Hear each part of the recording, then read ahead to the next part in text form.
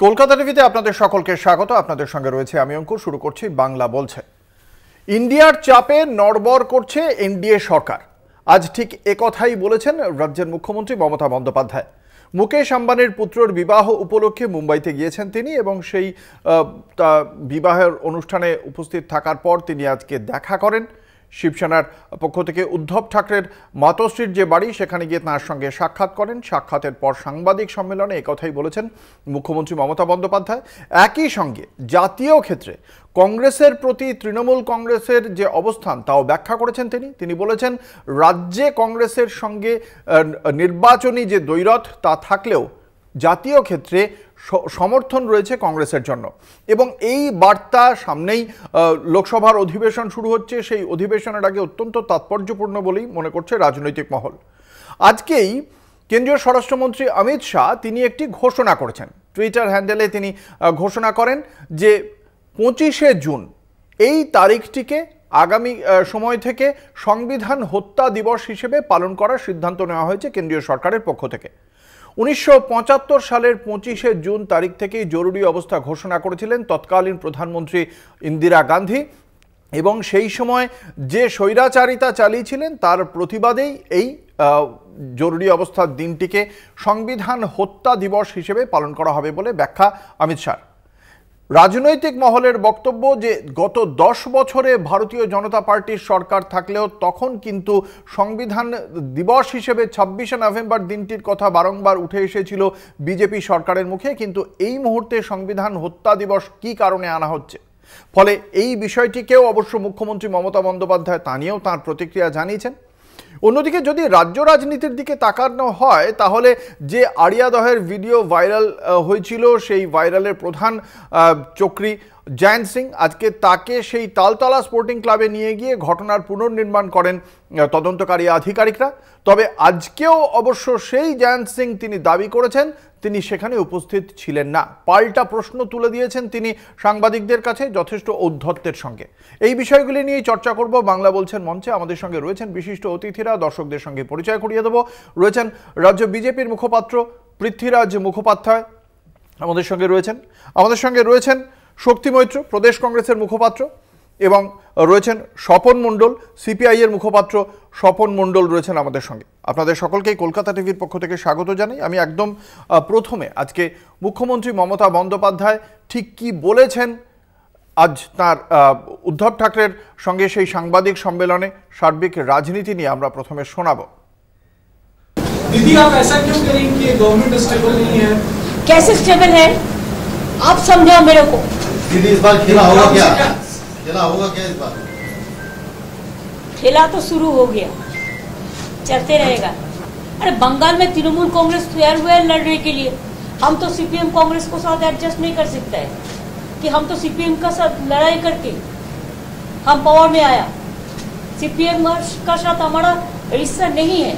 CPM Congress BJP अगर बंगाल में एक साथ में काम करे तो हमारा लिए दिक्कत होता है। 3 पार्टी मिलकर एक दफे भी किया, लेकिन कांग्रेस ऑल इंडिया में उसको खिलाफ नहीं है, लेकिन बंगाल में उसको कुछ नहीं है।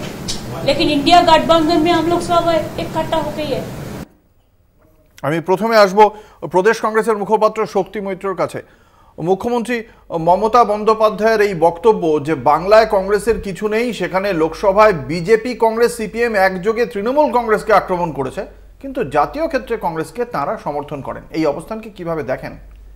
না, এই বক্তব্যটার মধ্যে সত্যতার চেয়ে হিপোক্রেসিটা বেশি আছে। এই কারণেই বলছি, বাংলায় কোনো মূল্যেই ভারতীয় জনতা পার্টির সঙ্গে জাতীয় কংগ্রেস সংযুক্ত হয়ে তৃণমূল কংগ্রেসকে আক্রমণ করেছে, এটা আমাদের চিফ মিনিস্টার দেখাতে পারবেন না।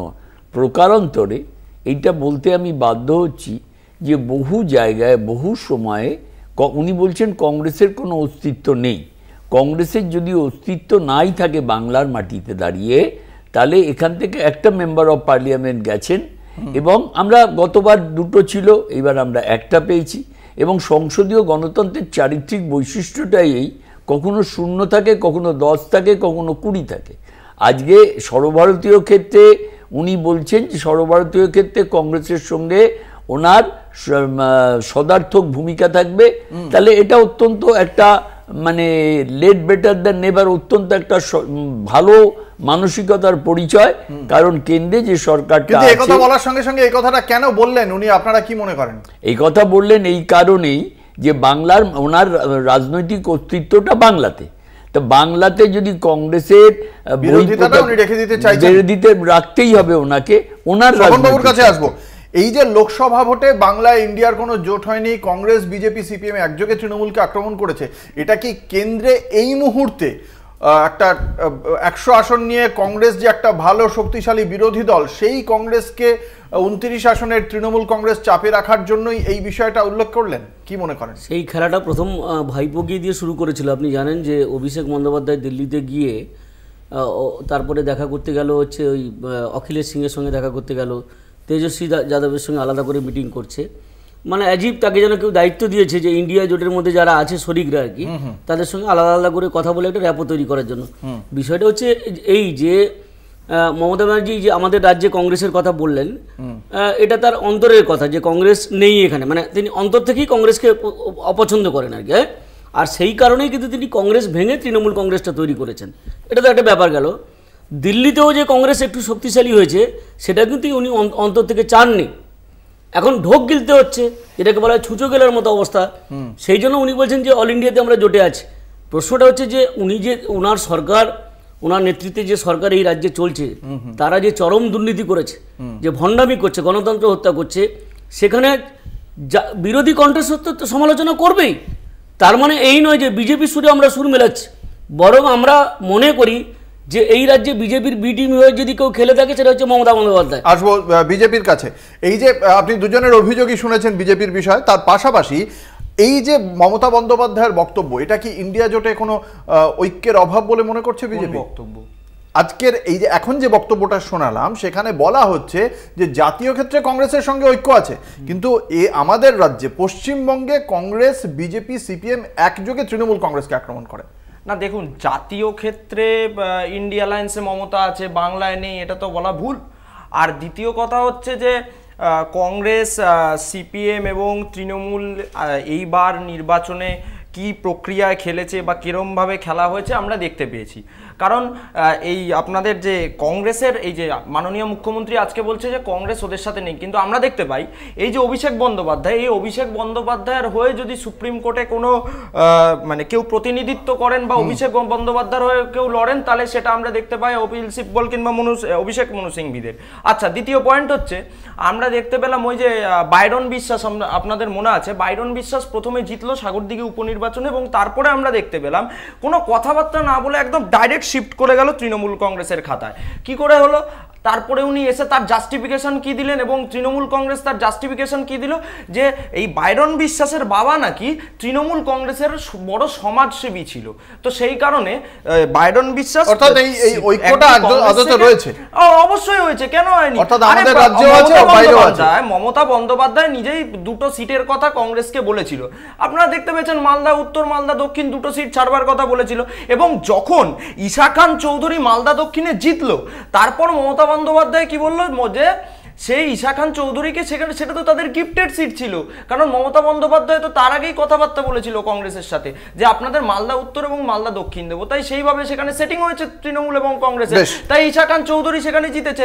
আর কিছুদিন অপেক্ষা করে নেই, ঈশা খান চৌধুরী কিছুদিনের মধ্যে কংগ্রেসের খাতায় যেতে চলেছে। দেখা যাক।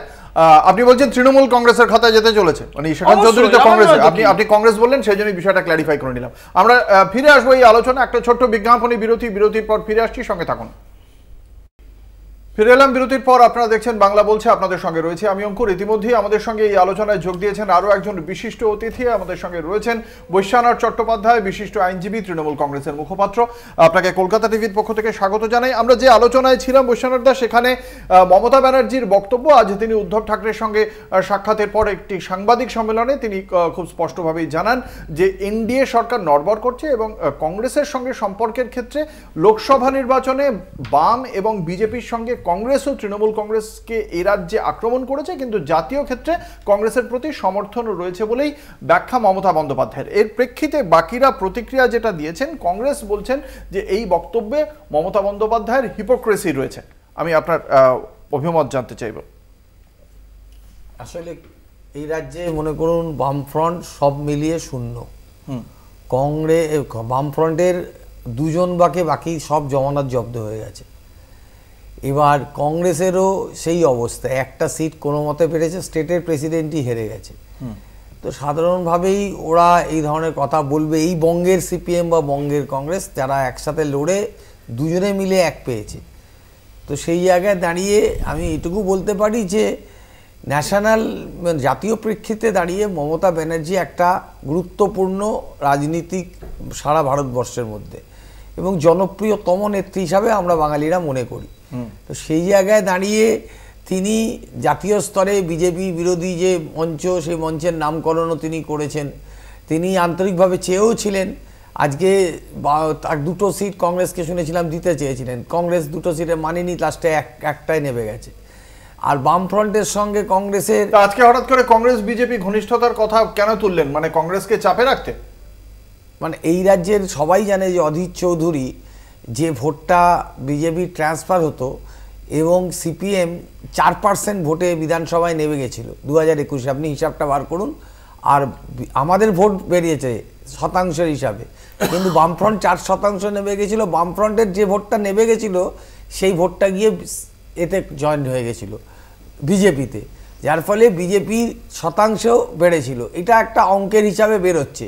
তো জায়গায় দাঁড়িয়ে এই রাজ্যের যারা কংগ্রেস বা সিপিএম আছেন তারা যদি ভাবেন যে তারা মমতা ব্যানার্জিকে সর্বদা একটা ডিস্টার্বের মধ্যে চেষ্টা করবেন বিজেপির সঙ্গে হাত মিলিয়ে, স্বাভাবিকভাবেই উনি ওনার যে বক্তব্য তাতে উনি বলেছেন। কিন্তু জাতীয় স্তরে যেটা গুরুত্বপূর্ণ, দেশের কেন্দ্রীয় সরকার, যেখানে কেন্দ্রীয় সরকার একটার পর একটা জনস্বার্থ বিরোধী সিদ্ধান্ত গ্রহণ করছে, সেখানে মমতা বন্দ্যোপাধ্যায়কে দরকার আছে বিজেপি বিরোধী লড়াইতে। এটা এখানকার সিপিএম বা কংগ্রেস মনে না করলেও জাতীয় স্তরে যারা আছে তারা কিন্তু এটা বারবার বলেছে, আপনারা সেটা দেখেছেন। আমরা মানে গত 10 বছর ধরে যে ওয়াকআউট করে যে মানে বিজেপিকে সাহায্য করা আর কি। আমরা আরেকটি বিষয় আমাদের আজকে রয়েছে, যেখানে আপনাদের জানিয়ে রাখি কেন্দ্রীয় স্বরাষ্ট্রমন্ত্রী অমিত শাহ তিনি ঘোষণা করেছেন যে 25শে জুন তারিখটিকে সংবিধান হত্যা দিবস হিসেবে পালন করার সিদ্ধান্ত নিয়েছে কেন্দ্রীয় সরকার। এবং তার কারণ যে 1975 সালের 25শে জুন জরুরি অবস্থা ঘোষণা করেছিলেন তৎকালীন প্রধানমন্ত্রী ইন্দিরা গান্ধী, এবং সেই কারণেই সেই সময় সংবিধানের আদতে হত্যা হয়েছিল, গণতন্ত্রের চতুর্থ স্তম্ভ সংবাদ মাধ্যমের কণ্ঠরোধ করা হয়েছিল, এবং আরও একগুচ্ছ সিদ্ধান্ত, বহু মানুষকে অকারণে জেলে পাঠানো হয়েছিল এমন অভিযোগের কথা বলা হয়েছে, স্বৈরাচারী মনোভাবের কথা তুলে ধরা হয়েছে তার এই টুইটে। এবং তারই প্রেক্ষিতে মমতা বন্দ্যোপাধ্যায় কি বলেছেন আমি একবার শোনাবো দর্শকদের। अब देश में सबसे ज़्यादा इमरजेंसी तो मोदी जी का टाइम में ही हो रहा है। न्याय संहिता का नाम पे जो क्रिमिनल लॉ जब चेंज कर दिया, उसमें आपको पता ही नहीं चलेगा क्या किया, किसी के साथ बात भी नहीं किया। 147 MP को सस्पेंड करके जो 3 बिल ले आया, हम लोग समझ नहीं सकते क्या है। Everybody is afraid. तो इमरजेंसी हम लोग सपोर्ट नहीं करते हैं, लेकिन इमरजेंसी को टाइम में उन्होंने ऐसा अनाउंस किया, तो पहले तो चैरिटी बिगिंस एट होम। কি বলবেন পৃথ্বীরাজ মুখোপাধ্যায়, বিজেপি মুখপাত্র? দেখুন, চ্যারিটি বিগিনস এট হোম তো কার কথা বললেন উনি কি কংগ্রেসের কথা বললেন? আমি এটাই জানতে চাই, ফার্স্ট কথা। দ্বিতীয় কথা, এই যে উনি যে ন্যায় সংহিতা নিয়ে কথা বলছেন না মমতা বন্দ্যোপাধ্যায়, ওনার বোঝা উচিত যে ওনার পুলিশ প্রথম কথা হচ্ছে কোনো প্রসিডিওরই মানে না, কোনো আইন কানুনই মানে না। আমি তার প্রকৃষ্ট নিদর্শন।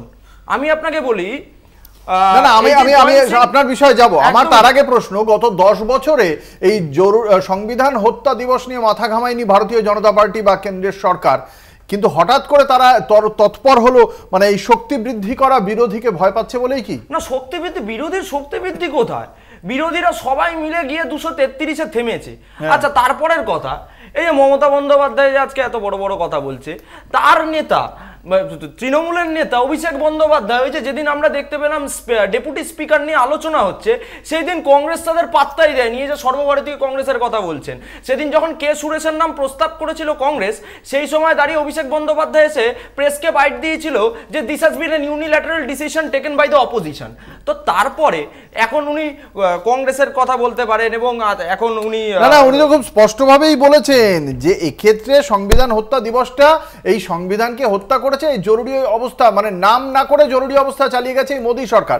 তাহলে মোদী সরকারের তো কোনো জরুরি অবস্থা চলছে না। পশ্চিমবঙ্গে এখন মানে জরুরি অবস্থা কারা চালাচ্ছে সেটা পশ্চিমবঙ্গের মানুষ দেখতে পাচ্ছে। আসবো আমি কংগ্রেসের কাছে, কারণ এই অভিযোগ সরাসরি অমিত শাহ কংগ্রেসের দিকে, এবং কংগ্রেস সাম্প্রতিক অতীতে এই লোকসভা নির্বাচনের পর খানিকটা হলেও শক্তি বৃদ্ধি করেছে, তাই তাদেরকেই এই আক্রমণ বলে রাজনৈতিক মহলের একাংশ মনে করছেন। আপনারা কিভাবে দেখছেন, হঠাৎ করে প্রয়োজন হলো কেন?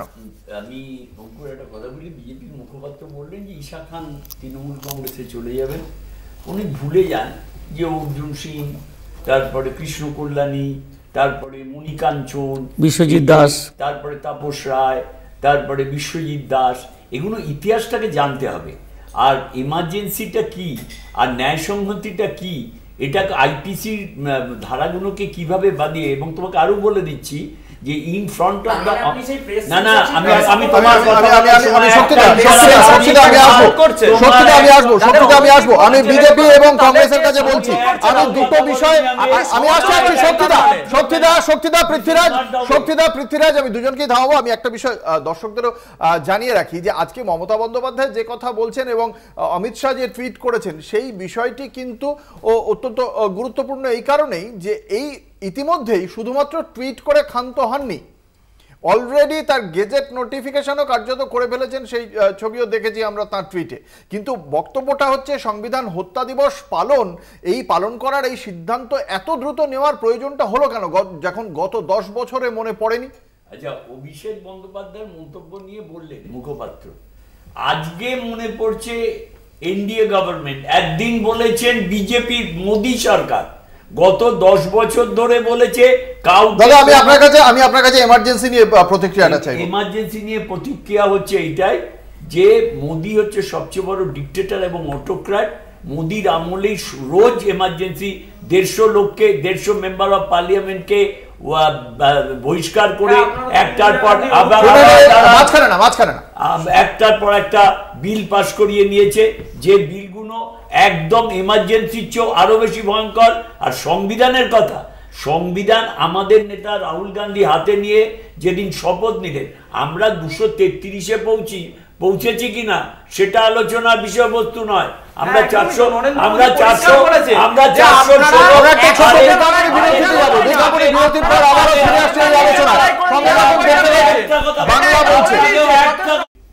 ফিরে এলাম বিরতির পর। আপনারা দেখছেন বাংলা বলছে, আপনাদের সঙ্গে রয়েছে আমি অঙ্কুর। আমরা যে আলোচনায় ছিলাম সেই এমার্জেন্সি নিয়ে 25শে জুনকে যেভাবে অমিত শাহ স্থির করেছেন বা কেন্দ্রীয় সরকার স্থির করেছে যে তারা সংবিধান হত্যা দিবস হিসেবে পালন করবে। আসবো সিপিআই এর কাছে, স্বপন মণ্ডলের কাছে আমার প্রশ্ন যে গত 10 বছরে মনে পড়েনি কেন্দ্রীয় সরকারের এই ধরনের কোনো সিদ্ধান্ত, বরং 26শে নভেম্বর দিনটিকে তারা সংবিধান দিবস হিসেবে পালন করার চিন্তা ভাবনা রেখেছিল।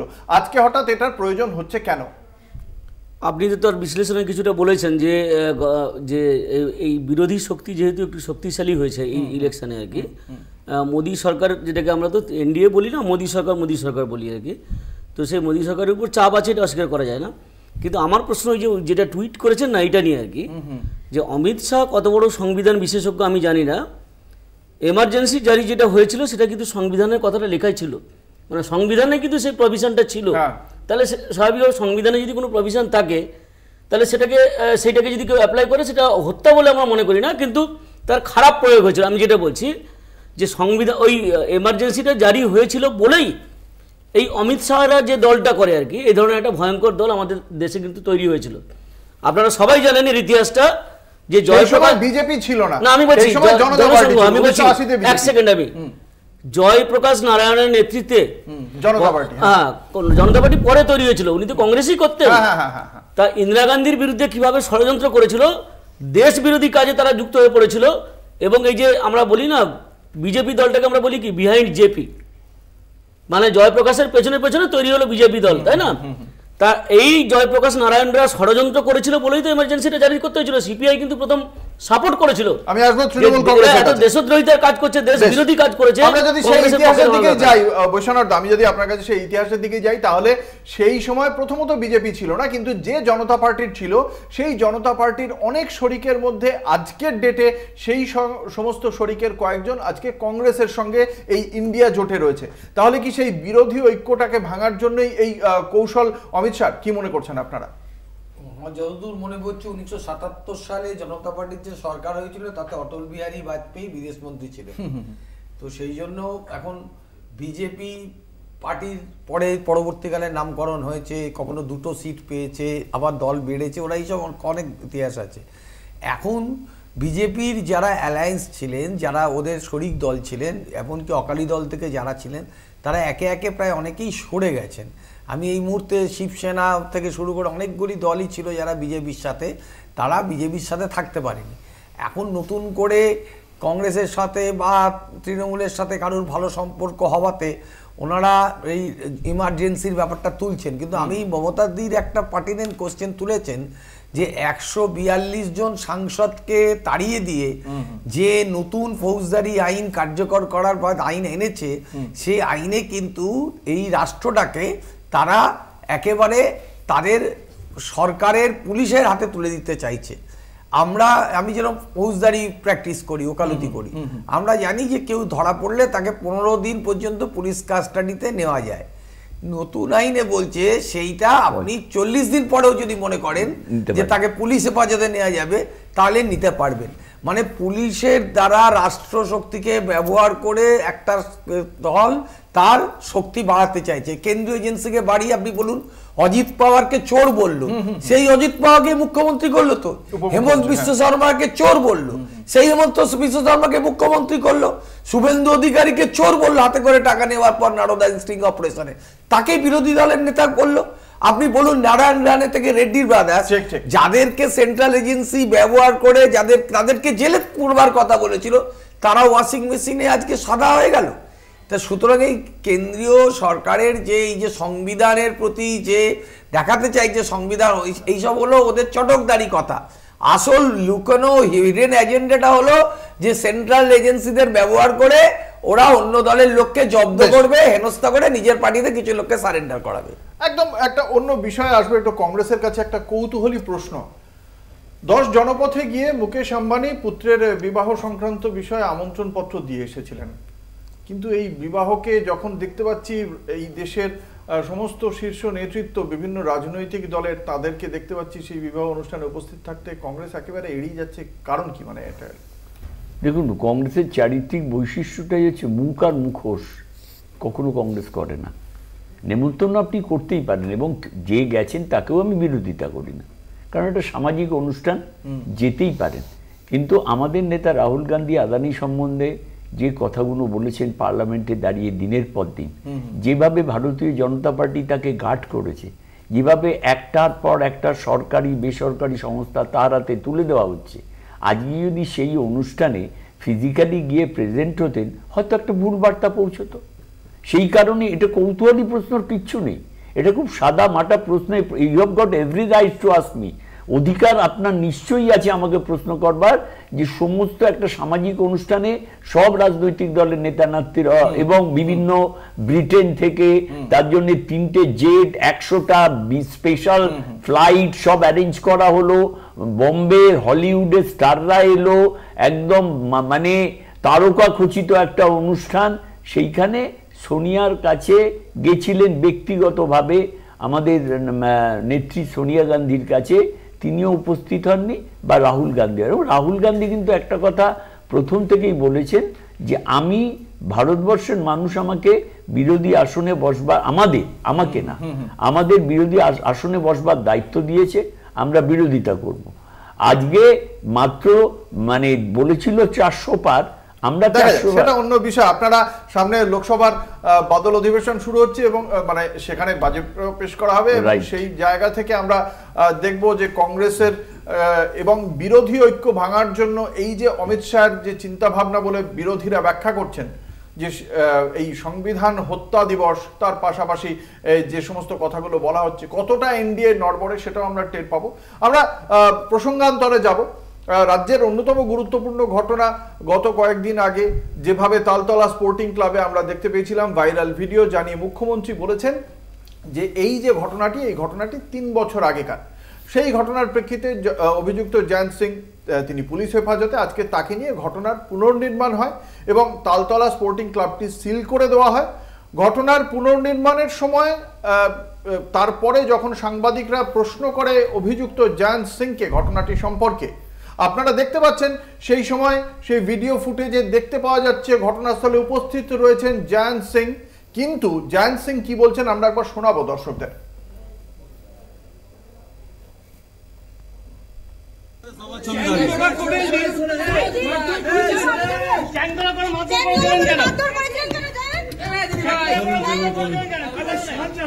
কেন করেছিলেন? আপনারা তো পুলিশকে দিয়ে দেবেন, আপনারা পুলিশের হাতে তোলেন কি কেন? পুলিশের হাতে তোলেন কি কেন? আমায় কি দেখেছিলেন ওই ফুটেজে? এই কথাই বলছেন জয়ন্ত সিং, কিন্তু তাকে কিন্তু সেই ফুটেজে দেখতে পাওয়া যাচ্ছে এবং সেই ফুটেজটি প্রকাশ্যে এনেছিলেন যে বিজেপির কর্মী, সেই মুখপাত্র, তাকে তার বিরুদ্ধেও কিন্তু প্রচুর অভিযোগ রয়েছে পুলিশের। আমাদের সঙ্গে উপস্থিত রয়েছেন সেই পৃথ্বীরাজ মুখোপাধ্যায়। পৃথ্বীরাজ, আপনার কাছে জানতে চাই আজকে জয়ন্ত সিং এর যে প্রতিক্রিয়া তা শুনে কেমন মনে হচ্ছে? না, তা শোনার পর আমার মনে হচ্ছে যেন জয়ন্ত সিং আর জয়ন্ত সিং যেন মদন মিত্রকে কোনোদিনই চিনতো না, আমার এটাই মনে হচ্ছে। তার কারণ আমরা দেখতে পেয়েছি যে জয়ন্ত সিংকে খালি মদন মিত্রর সাথেই নয়, আমরা মদন মিত্রর ছেলে শুভরূপ মিত্রর সাথে বার্থডে সেলিব্রেশন করতে দেখতে পেয়েছি। আমরা 16 নম্বর ওয়ার্ডের কামারহাটি পুরসভার কাউন্সিলর মেঘনা মিত্রর বার্থডে সেলিব্রেশন করতে দেখেছি। ওখানকারই এক কাউন্সিলর দীপাংশু ঘোষালের বার্থডে সেলিব্রেশন করতে দেখতে পেয়েছি। এবং তার থেকেও বড় কথা, এই যে জয়ন্ত সিং যাকে আপনারা দেখতে পাচ্ছেন এবং এই যে এত কুকীর্তি এগুলো আপনারা দেখতে পাচ্ছেন, এই ভিডিও প্রথমে একটা ভাইরাল হয় কার থেকে? শুভম মণ্ডল বলে একটি ছেলের টুইট করে সেই ভিডিও, এবং পরবর্তীকালে পুলিশ এই জয়ন্ত সিং এদের না ধরে 2021 সালের মার্চ মাসের ঘটে যাওয়া ঘটনাকে না দেখে আজকে যখন 24 সালে এই ভিডিও ভাইরাল হয়, তখন পুলিশ তাদেরকে না খুঁজে বাদবাকি লোকে যে এর সাথে জয়ন্ত সিং এর সাথে যে 9 জন অভিযুক্ত ছিল, বাদবাকি লোকেদের না খুঁজে পুলিশ প্রথম শুভম মণ্ডল থেকে ইন্টারোগেট করে আমার নামটা যখন পায়, তখন পুলিশ আমায় ফোন করে ডাকে। কি বলে ডাকে? হঠাৎ ফোন করে আমায় 10:13 পরশুদিন সকালবেলায় ফোন করে বলে বড়বাবু ডাকছে, থানায় এসে একটু দেখা করতে হবে। তো স্বাভাবিকভাবেই যখন উনি এই কথাটা বলেন, আমি বলি খুব পরিষ্কারভাবে যে আপনি তো এইভাবে আমায় ডেকে দেখা করবার কথা বলতে পারেন না, আমায় একটা অফিসিয়ালি নোটিশ সার্ভ করুন। তো সেই সময় সেইখানকার অ্যাডিশনাল আইসি আমায় বলে, ও আচ্ছা নোটিশ সার্ভ করতে হবে, ঠিক আছে চলে যাবে। এবার বিষয়টা দেখুন, সকাল 10:13 পুলিশ আমায় ফোন করে 12 ঘন্টা অতিক্রম করে যায়, রাত 10:13 কেটে গিয়ে যখন রাত্রে ঘড়ির কাঁটা 11:03, তখন হঠাৎ পুলিশ আমার বাড়িতে আসে। এবং পুলিশ আমার বাড়িতে এসে প্রথমে বলে যে পৃথ্বীরাজ মুখার্জি কোথায়, বলে আমার বাবা মার সাথে কথাবার্তা বলে এবং হ্যারাসমেন্ট করবার পরে 11:06 সেই নোটিশ ইস্যু করে বলা হয় যে পরের দিন সকাল 11টার মধ্যে ইন্টারোগেশনের মুখোমুখি হতে হবে।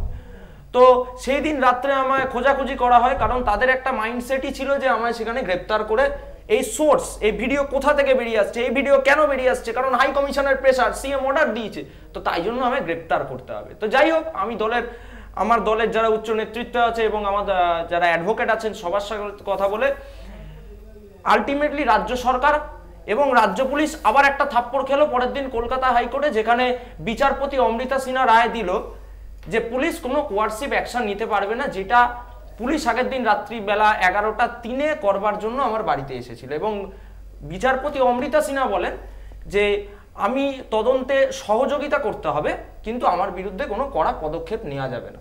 তো এই জয়ন্ত সিং এর যে ভিডিও, এই যে ভিডিওগুলো আজকে সামনে আসছে, এই ভিডিও আজকের না, এই ভিডিওর কথা তৃণমূল নেতা রিজু দত্ত জানতো, যার কারণে উনি রিটুইট করেছিল এই ভিডিও, রিটুইট করে লিখেও ছিল এটা মার্চ 2021-এর ঘটনা। কিন্তু তৃণমূল কিরম দেখুন, তারা কোনো পদক্ষেপ নেয়নি।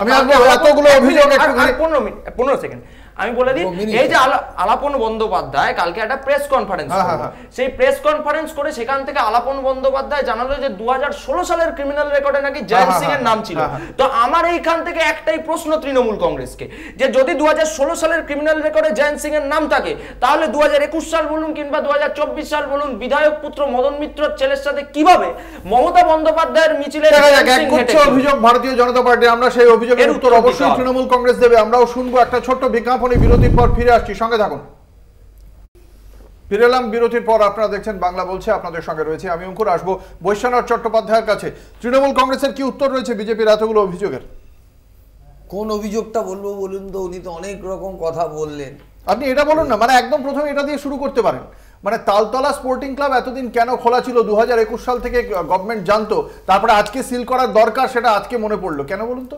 এটা 2021 সালের একটা ঘটনা, ভিডিও কালকে আলাপন বন্দ্যোপাধ্যায় বলেছেন। তা এতদিন বাদে ক্লাবটাকে কেন সিল করা হচ্ছে, আজকে কেন সিল করা হচ্ছে? দেখুন, এত 242টা বিধানসভা কেন্দ্র, 294টা বিধানসভা কেন্দ্র, তার মধ্যে আপনার এতগুলি ব্লক, এতগুলি এরিয়া, তার মধ্যে আর এই একটা বিধানসভা কামারহাটি, আর তার একটা ওয়ার্ড, সেখানে একটা ঘটনা, সেই ঘটনাটাকে কেন্দ্র করে একটা হাইলাইটেড করার চেষ্টা করা হচ্ছে। ঘটনাটা বড় নয়, আপনি তো বলছেন ঘটনাটা বড় নয়, তার মানে হাইলাইট করার চেষ্টা করা হচ্ছে, মানে সেটা চেষ্টা করার মতো নয়। 2021 সালের ঘটনাটা 2021 সালের সারফেস হলো না, 2024 এতদিন পর্যন্ত পুলিশ কাজ করেছে কি? তাহলে আজকে কেন সিল করার প্রয়োজন হলো? 2021 সালের ঘটনা থেকে যে কেসে অ্যারেস্ট হয়েছে এই ছেলেটি, যে মিসক্রিয়েন্ট, সে কিন্তু ওই মার ছেলেকে মারার কেসে অ্যারেস্ট হয়েছিল। তারপরে সাবসিকুয়েন্টলি এই ভিডিওগুলো যেটা তদন্ত চলছে, আমি একটা কথা স্পষ্ট করে প্রথমে বলে দিচ্ছি, কোন মিসক্রিয়েন্টস কে আমরা এন্ডোর্স করি না। এতদিন ধরে এন্ডোর্স যদি না করেন, সে প্রথমত তালতলা ক্লাবটাও বন্ধ করেননি, দ্বিতীয়ত হচ্ছে গিয়ে এই ঘটনায় 6 জন অভিযুক্ত ছিল, সেই 6 জনকে না ধরে এই শুভম মণ্ডল, পৃথ্বীরাজ মুখার্জির কে পেছনে পুলিশ 50 বার লেগে রয়েছে এখনো পর্যন্ত। এটা একই সঙ্গে বলে রাখি, মানে কাউকে চোর সন্দেহ হলে ক্লাবে তুলে নিয়ে এসে পেটাচ্ছে, সেটার পেছনে পুলিশ জানতে পারছে না। এটাও কিন্তু একটা মিসকনসেপশন হচ্ছে। পুলিশ যে নোটিশটা দিয়েছে, আমি যতদূর মনে হচ্ছে এটা একটা নোটিশ হলো 160 দিতে পারে, সেটা হলো কাউকে সাক্ষী হলেও পুলিশ তাকে নোটিশ দিয়ে ডাকে। ঠিক আছে, আমি ওদের বিষয়টা বাদ দিলাম বৈশ্বনাথদা। কাউকে চোর সন্দেহ করে তালতলা একটা ক্লাবে নিয়ে এসে পেটানো হচ্ছে, পুলিশ নিষ্ক্রিয়, শাস্তি পেতে হবে। সেটা কি ক্লাব দেবে নাকি? সেটা কি জয়ন্ত সিং দেবে নাকি? যদি জয়ন্ত সিংরা অন্যায় করেছে তাহলে শাস্তি পেতে হবে। না তাদের কি সেই জয়ন্ত সিং এর ওখানে হচ্ছে পুলিশ নিষ্ক্রিয় নাকি? ওখানে এভাবে তুলে নিয়ে যাচ্ছে। একটা কথা বলবো, এই জয়ন্ত সিং এর নামে 9টা এফআইআর ছিল, 9টা এফআইআর ছিল দক্ষিণেশ্বর থানা, বেলঘড়িয়া থানা এবং কামারহাটি থানায়, তাও পুলিশ কোনো অ্যাকশন নেয়নি। তার উত্তর দিতে পারবে বৈশ্বনাথদা? রিপিটেডলি অ্যারেস্ট হয়ে কেন অ্যাকশন নেন? বাইরে কেন? রিপিটেডলি অ্যারেস্ট হয়ে আসবো কংগ্রেসের কাছে।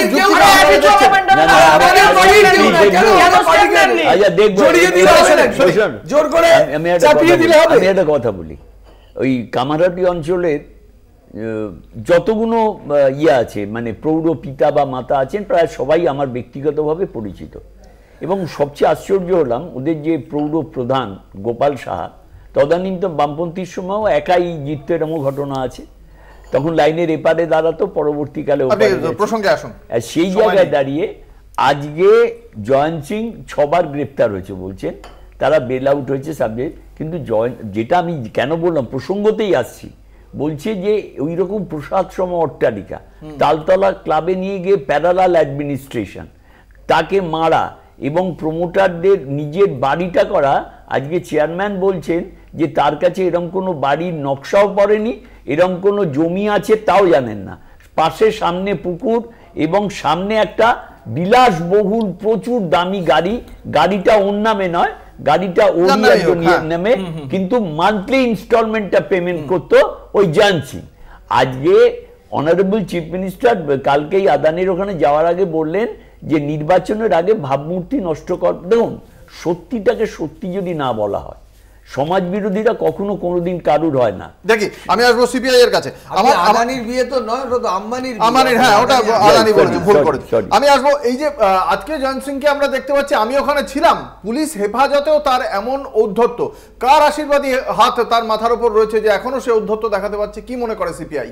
সিপিআই মনে করে না, বা আমাদের রাজ্যের জনগণ তাই মনে করছে দেখে আর কি, সেটা হচ্ছে মানে একবারে পরিষ্কারভাবে বললে যে ওইখানকার যারা তৃণমূল নেতা আছে, স্থানীয় নেতা এবং রাজ্যের একসময়ের মন্ত্রীও হয়েছিলেন মদনবাবু, তারপরে সৌগতবাবু, সব কিছু মিলিয়ে কিন্তু সবারই হাত, আশীর্বাদের হাত ওর মাথায় আছে, এটা পরিষ্কার বোঝা যাচ্ছে। কিন্তু ঘটনাটা হচ্ছে যে শুধু জয়ন্ত সিংকে নিয়ে তো চাঁচালে হবে না। আমাদের রাজ্যের এই যে উনি বললেন না সব ওয়ার্ডের পৌরমাতা পিতাদের সঙ্গে পরিচয়, আপনি পশ্চিমবাংলার যে কোনো পঞ্চায়েতে চলে যান, যে কোনো পৌরসভাতে চলে যান, এরম জয়ন্ত সিং আপনি কিন্তু হাজারে হাজারে দেখতে পাবেন। এবং আমি বলছি তাদের মাথায় সরকারের হাত আছে বলে এই কাজটা করে যাচ্ছে। আমি সবচেয়ে খুব খারাপ লাগছে, আমি এই এলাকাটাতে আমি কিন্তু 12 বছর ছাত্র জীবনে কাটিয়ে এসেছি এবং চাকরি পাওয়ার পরেও কয়েক বছর আমি ওই এলাকায় কাটিয়ে এসেছি। অত্যন্ত শান্তিপ্রিয় এলাকা তখন ছিল, কিন্তু এখন এই জায়গায় পৌঁছে গেছে। এই ডেভেলপমেন্টটা কিন্তু 2011 সালের পরে হয়েছে। আমি আসলে তৃণমূলের কাছ থেকে উত্তর শুনবো, শাসক দলের কাছ থেকে উত্তর চাইবো। ভালো জায়গায় এই জায়গাটা ছিল। ঘোষণাটা এই যে ধরুন এই পরিস্থিতিটা হয়ে গেছে, আজকে আপনাদের দলের বিধায়ক, আপনাদের দলের সাংসদ তারা বলছেন আমাদের ফোন করে আমাদের খুন করে দেওয়ার কথা বলা হচ্ছে। তাহলে কোন জায়গায় একটা পৌঁছে গিয়েছে আইন শৃঙ্খলার পরিস্থিতি, যেখানে সাংসদ বিধায়ক নিরাপদ নয়, সাধারণ মানুষের কথা তো ছেড়েই দিন। সৌগত বাবুর কাছে গিয়ে এফআইআর নিয়েছে। আমি একটা কথা বলছি যে আমি প্রথম সময় থেকে আজ পর্যন্ত সব সময় আপনাদের বলে যাওয়ার চেষ্টা করছি যে এই যে মিসক্রিয়েন্টসদের আপনারা দেখাচ্ছেন, এই কয়েকটা নাম সারা বাংলা জুড়ে 3-4-5টা ঘটনা আপনারা দেখিয়ে। ব্যারাকপুর কমিশনারেটের মধ্যে এখনো পর্যন্ত ব্যারাকপুর কমিশনারেট প্রায় হয় ভাটপাড়া, নয় ব্যারাকপুর, নয় এই কন্টিনিউয়াস ঝামেলা লেগেই চলেছে। আমি তো বলছি আপনারা 5টা-6টা ঘটনা দেখিয়ে যাচ্ছেন যে বিরাটভাবে ঘটনা ঘটে গেছে। পুলিশ অ্যারেস্ট করেছে, তারা কাস্টাডিতে আছে, চার্জশিট দেবে, ট্রায়াল হবে, দোষী সাব্যস্ত হলে কনভিকশন হবে। সমাজে থাকলে সমাজের ব্যাধি থাকবে, এদের লায়াবিলিটি সমাজে। ব্যাধি তৃণমূল তৈরি করবে, ব্যাধি তৃণমূল। 120টা কেস দিয়েছিলেন অর্জুন সিংকে যখন সে বিজেপিতে ছিল, তারপরে আপনাদের দলে থাকার সময় একটা পদক্ষেপ হয়নি। আজকে বিজেপিতে গেছে, অর্জুন সিংকে তো বাহুবলী নেতা হিসাবে 120টা কেস দিয়েছিল কংগ্রেসের সরকার। পদক্ষেপ কোথায়, কি করেছেন আপনারা? আপনাদের দলে চলে যাওয়ার পর পুরোপুরি চুপ করে গেছে তো প্রশাসন। এই তো একটু আগে আপনি বলছিলেন হেমন্ত বিশ্ব শর্মা ঢুকে গেলে, এরা অজিত পাওয়ার ঢুকে গেলে, আপনি সেইটাকে আমাদের দলে না, আমাদের দলে যে অন্যায় করবে এই তো জয়ন্ত সিং আপনাদের দলে ভুলে গেছিলেন, রাজীব বন্দ্যোপাধ্যায়কে ভুলে গিয়েছিলেন সবাই তো। আমি বলছি বিজেপি জয়ন্ত সিং এর ক্ষেত্রেও এখনো পর্যন্ত এতটা উদ্ধত দেখাচ্ছে কি আপনাদের এখন মনে পড়লো তালতলা ক্লাবটা সিল করা প্রয়োজন? যখন পুলিশ ব্যাপারটাকে এক্সপোজড হয়েছে, মানে 3 বছর আগে পুলিশ বুঝতে পেরেছে, এক্সপোজের জন্য 3 বছর আগে 2021 সালে পুলিশের কাছে জানাই ছিল না খবরটা। কোনটা সত্যি আপনি সেটা বলুন। হয় পুলিশের গোয়েন্দা ব্যর্থতা, যে পুলিশ জানতোই না কি হয়েছে, কিন্তু আজকে আপনারা বলছেন আপনারা আগে থেকে জানতেন।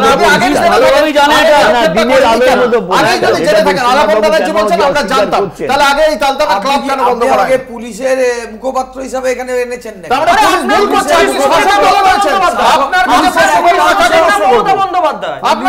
পুলিশের একটা অংশ সব সময় তারা এই ঘটনার সঙ্গে তারা কেন ধরতে পারেনি, যারা বেলঘড়িয়া থানার আইসি তার গলায় মারা পড়াচ্ছে। না না, এটা সবটাই তদন্তের আওতায় আছে, কেউ ছাড়া পাবে না, কাউকে দেখা যাক কে ছাড়া পায় কে ছাড়া না পায়।